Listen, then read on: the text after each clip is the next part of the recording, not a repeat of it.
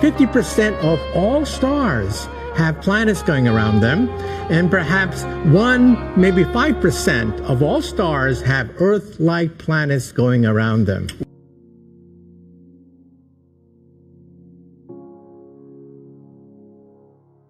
(1,030) are confirmed planets. Hundreds of individuals, many serving in our government, serving in our military, including with top security clearances, prepared to go before Congress and testify to the kinds of evidence you'll hear this week, which confirms what Edgar Mitchell said.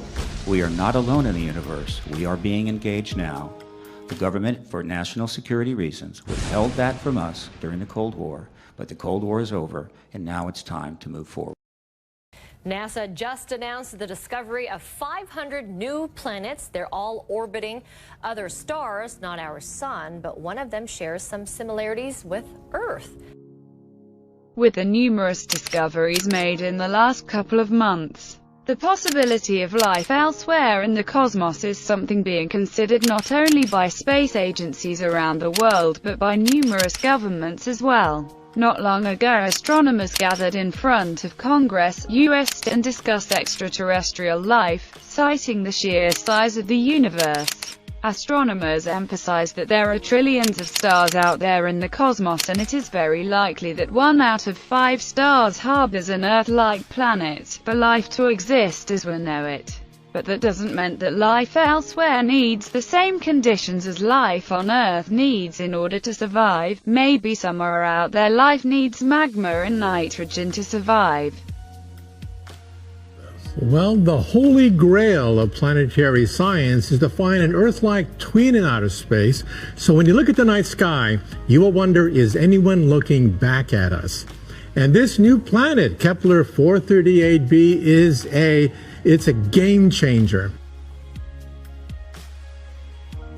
The number of habitable worlds in our galaxy is certainly in the tens of billions, minimum, and we haven't even talked about the moons, and the number of galaxies we can see, other than our own, is about 100 billion. Seth Shostak, senior astronomer at California's SETI Institute. Our galaxy that you see every night has over 100 billion stars, and we think that about 1 billion of them have Earth-like planets going around them. So how did we find this? How in this plethora of stars in the solar system did we find that one that could be like Earth? Well, stars are very easy to see, but they get eclipsed by the planet which moves in front of the mother star. And so our telescopes are so sensitive, we can see the dimming, the slight dimming of starlight as the planet goes across the face of the sun, and that's how we do it.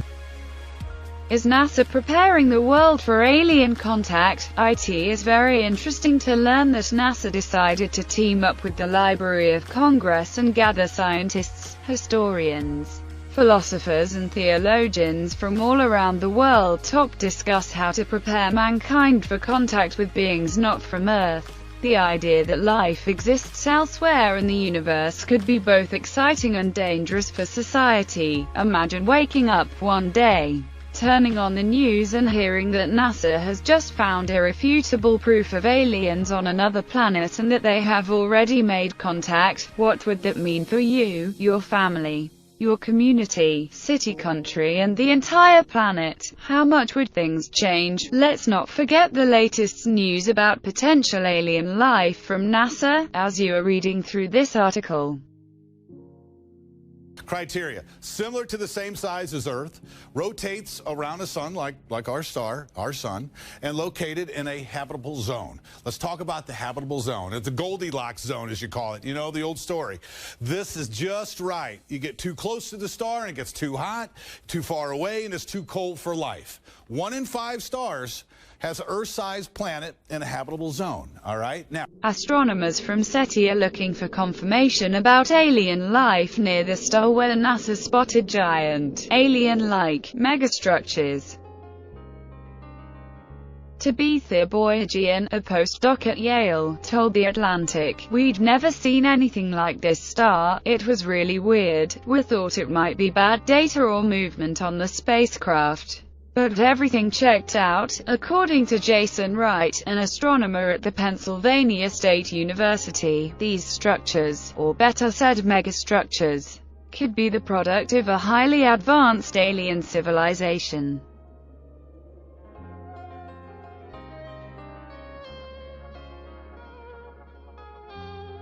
We're looking at all scenarios about finding life. If you find microbes, that's one thing. If you find intelligence, it's another, and if they communicate, it's something else.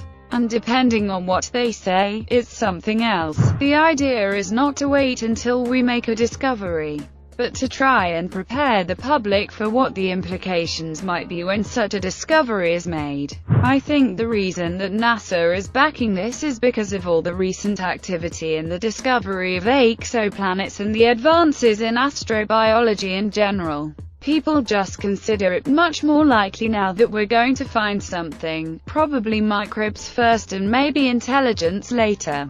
The driving force behind this is from a scientific point of view that it seems much more likely now that we're going to find life at some point in the future. Astronomer, symposium organizer and former chief NASA historian, Stephen J. Dick. Source: we found it particularly interesting the commentary of Brother Guy Consolmagno, president of the Vatican Observatory Foundation, who stated, "I believe alien life exists, but I have no evidence. I would be really excited and it would make my understanding of my religion deeper and richer in ways that I can't even predict yet, which is why it would be so exciting."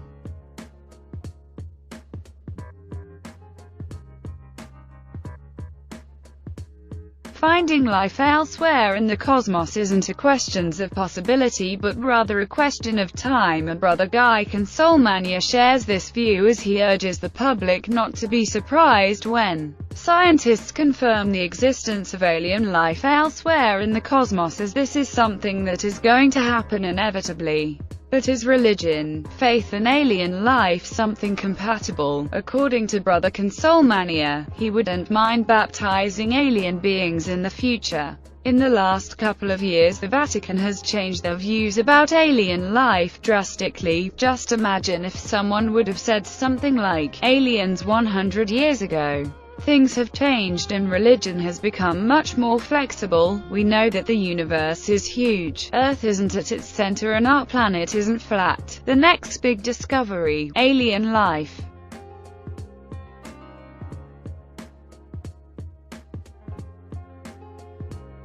But it seems that a lot of people from around the world, astronauts and government officials, already know that life exists elsewhere in the universe, and it isn't a surprise. For example, yes, there have been crashed craft and bodies recovered. We are not alone in the universe. They have been coming here for a long time.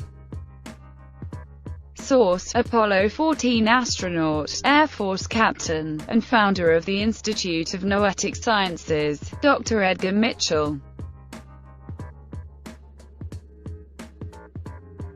Dr. Edgar Mitchell isn't the only one to talk about alien life, as there are a lot of other people who share Mitchell's point of view. In my opinion, I think they were worried that it would panic the public, so they started telling lies about it, and then I think they had to tell another lie to cover their first lie. Now they don't know how to get out of it. Now it's going to be so embarrassing to admit that all these administrations have told so many untruths. It would be embarrassing getting out of it. There are a number of extraterrestrial vehicles out there cruising around. Source: Gordon Cooper, former NASA astronaut, aeronautical engineer and test pilot. Cooper and Mitchell aren't the only NASA astronauts to talk about extraterrestrial life, as Dr. Brian O'Leary also opened up about alien life in the universe, stating the following: "There is abundant evidence that we're being contacted, that civilizations have been visiting us for a very long time, that their appearance is bizarre from any type of traditional materialistic Western point of view, that these visitors use the technologies of consciousness, they use toroids, they use co-rotating magnetic disks for their propulsion systems. That seems to be a common denominator of the UFO phenomenon." Dr. Brian O'Leary, former NASA astronaut and Princeton physics professor. Source. And as I've said before, that governmental officials have talked about alien life to the public. Paul Hellyer, former Canadian defense minister, had a lot to say about ET decades ago.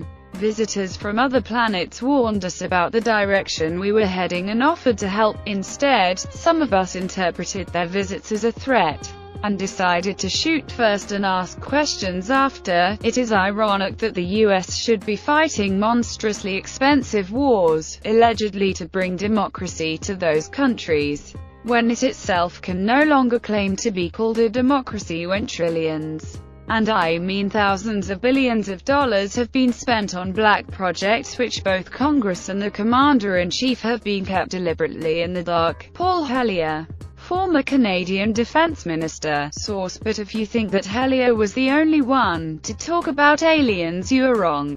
I occasionally think how quickly our differences worldwide would vanish if we were facing an alien threat from outside this world. And yet I ask you, is not an alien force already among us?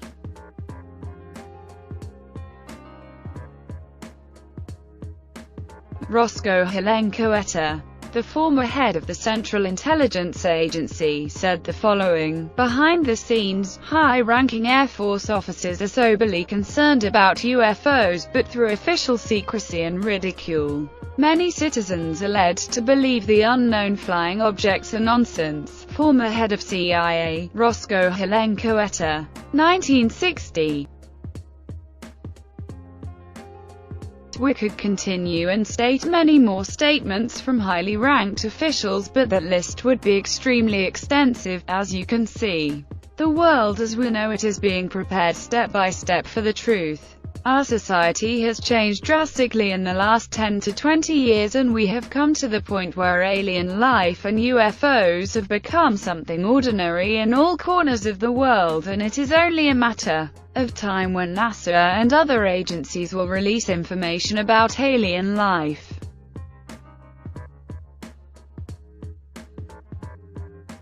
If UFOs and extraterrestrials do not exist, why is there so much interest from the FBI, CIA and other agencies in the subject?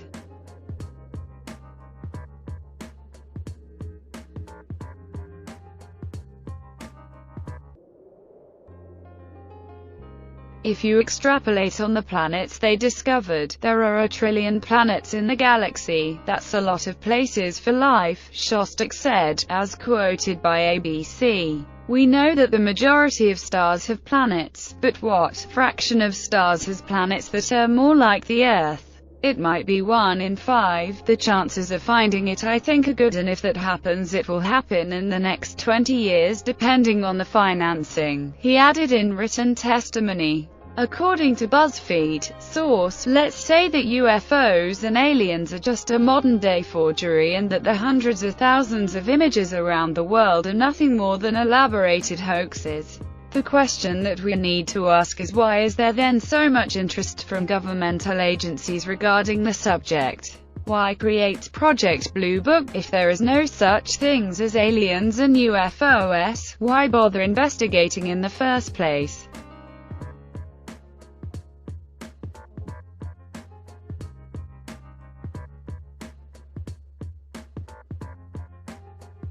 The project began in 1947 after a series of UFO sightings that shocked media and people across America. One of those cases that caught the attention of the government was when pilot Kenneth Arnold observed 9 unidentified flying objects moving at high speeds through the skies over Washington's Mount Rainier.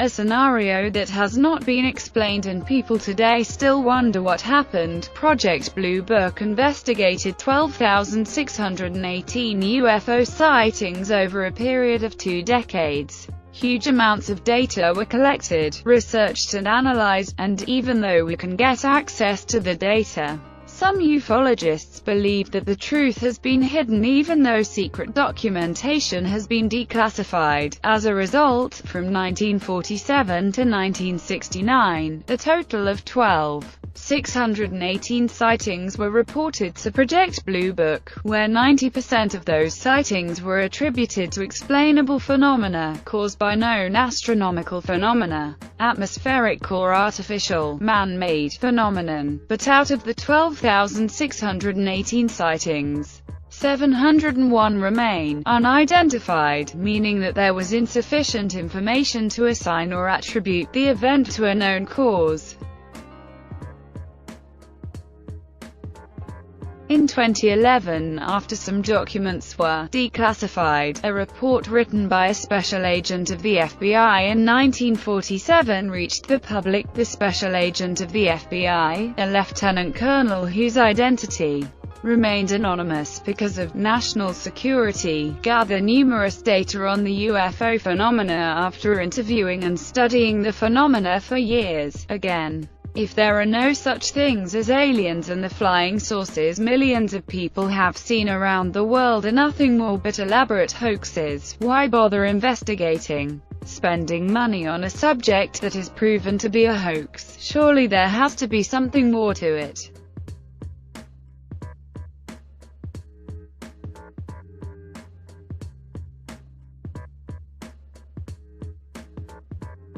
Before being killed, John F. Kennedy demanded from the CIA and NASA intel on UFOs. Declassified documents have generated suspicions about the motives that led to the assassination of President John F.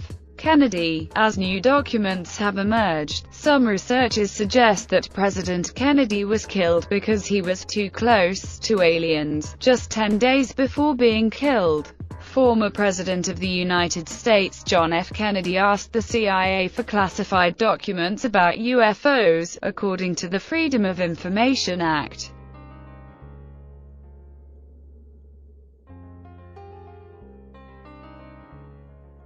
We are talking about two letters written by the former President of the United States. One of the letters was sent to the director of the CIA while the other one was sent to NASA. In the letters, former President John F. Kennedy asked for the establishment of a space cooperation with the Soviet Union. These letters surfaced thanks to the work of writer William Lester, as he was gathering information for a book about the life of John F. Kennedy. One of his concerns was that a lot of these UFOs were being seen over the Soviet Union, and he was very concerned that the Soviets might misinterpret these UFOs as U.S. aggression, believing that it was some of our technology. Mr. Lester told AL News, "I think this is one of the reasons why he wanted to get his hands on this information and get it away from the jurisdiction of NASA so he could say to the Soviets, look, that's not us. We're not doing it, we're not being provocative."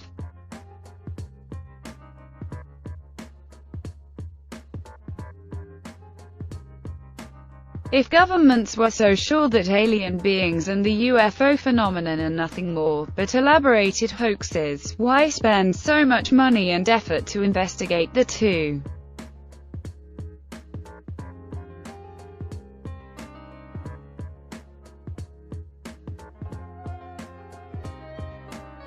It is interesting to know that government agencies such as the FBI and CIA have had great interests in the UFO phenomena. You would think that if there is a threat to national security posed by a UFO per second, the president would be among the first, if not the first, to become aware of it. Many people have speculated that governments around the world have had contact with beings not from Earth for a long time. Every once in a while, a new declassified document pops up on the internet, and all the dots that seemed pointless from several classified documents seem to connect in the end. The more documents are declassified, the more questions are being raised.